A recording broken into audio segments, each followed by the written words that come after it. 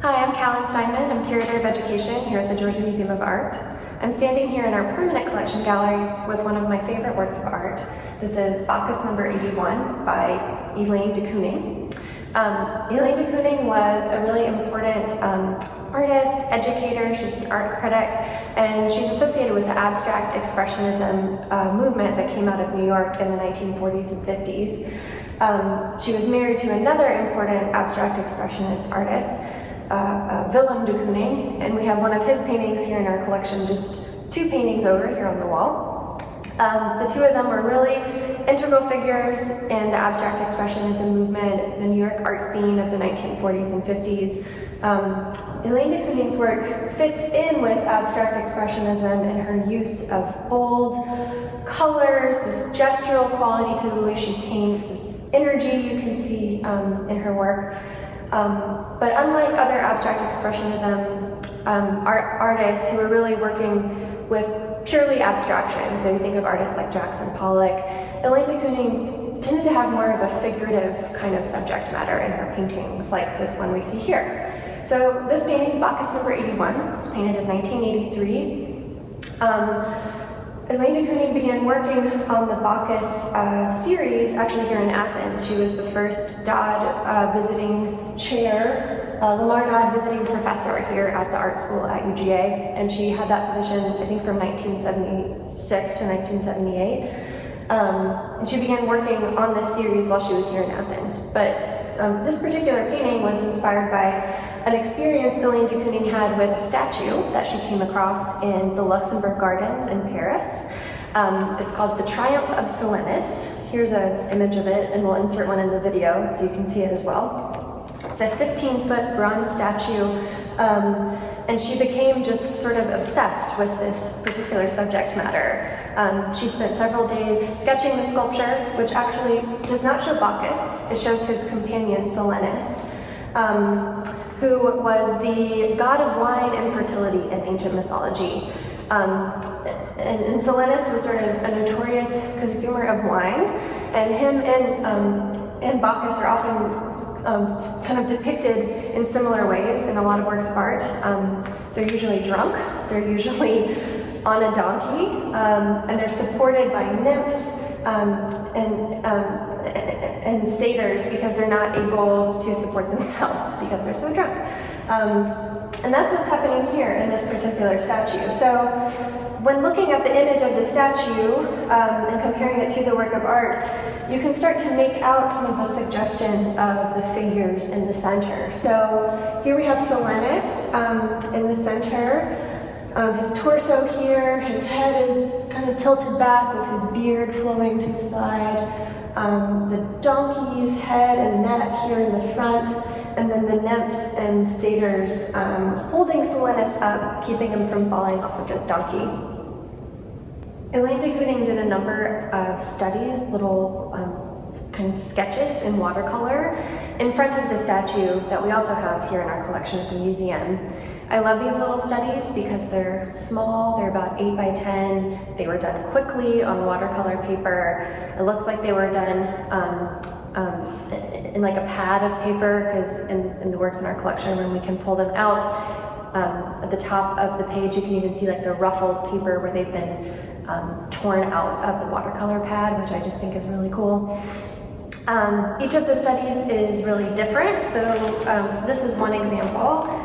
This is about as big as the actual work of art is. And you can see she's looking at the same kind of viewpoint, but the treatment of the subject here in the study is a little different than this painting she would have done in her studio later. But each of the studies is a little different too. So the quality of the mark making that she's using with the watercolor, the color palette, the kind of energy, the lines are all a little bit different. And I think it's this really cool kind of insight into the artist's process where she's experimenting with the same subject matter, even with the sketches, and then continues to experiment with the larger paintings later. All of the viewpoints, though, of the series are basically the same. She's kind of sitting in front of the statue. It's 15-foot statue, so imagine it kind of, you know, in the air, towering above you, and she's looking up at it. So it's this sort of extreme, kind of like foreshortened viewpoint. I would love to sit where she sat in Paris to see what that experience was like, to view the statue from her vantage point. I just think that would be really cool. So she did the watercolor sketches in Paris. She started the larger painting series here in Athens, and she continued to work on it for 6 years. So over the course of that 6 years, she completed about 50 sketches and more than 60 major paintings in the Bacchus series. And she said about her interest in doing these kinds of series, she says, "I always do my best painting when I'm totally obsessed with an image, when every work seems to initiate a new work, and when I can think of nothing else but the possibilities of more and more images in a series." So I think that's pretty cool. So here in our painting, Bacchus number 81, she's working with this palette of greens and yellows and blues. I love this painting for a lot of reasons. I really enjoy that every time I look at it, I feel like I notice something new. I've been here at the museum for over 6 years, and I feel like even just in the past couple of years, there's little moments that I noticed that didn't stand out to me at first. So I really enjoy like the way the colors are layered. If you look up close, these moments with these drips down the side. Here there's like this red, orangey red peeking through, these purples. They're sort of unexpected colors, and it's a joy to discover them anew each time you look at it. This series was one of the first series where Elaine Kooning worked in acrylic paint, and she talked about the sort of joy of that kind of medium and how it enabled her to work really quickly.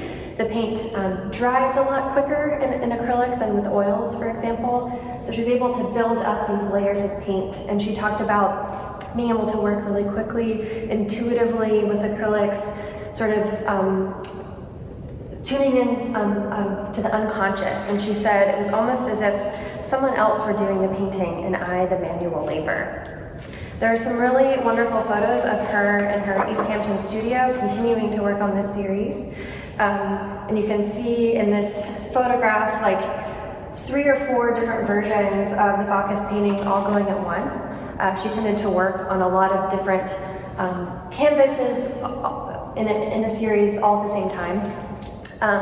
Elaine Kooning also painted the presidential portrait of John F. Kennedy in 1963, and there's other images of her working on the JFK portrait, and her studio looks really similar to this. There's just like an incredible number of JFKs covering the walls as far as you can see. It's pretty cool to see. Thank you so much for joining me today and letting me share a little bit about this work of art. It's one of my favorites in our collection, and I hope you enjoyed it.